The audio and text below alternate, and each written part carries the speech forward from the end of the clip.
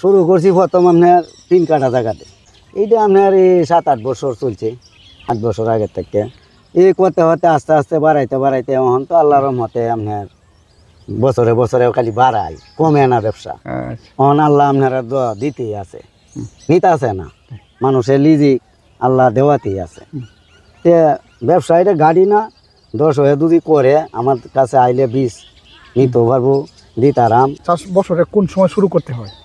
কার্তিক মাসে, কার্তিক আগুন পুষ মাস 3 মাস পর্যন্ত আপনি বাইন করেন যা।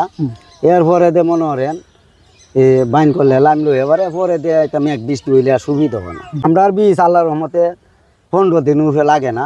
আমরা ফিটিস, আমরা বীজ লাহি জনে গনেরও আমরা কুয়ে দিই এইভাবে লাগ নেপাল বাইন এইভাবে লাগ বাইন। বীজটা কি 15 দিনে গজা? 15 দিনে গজা।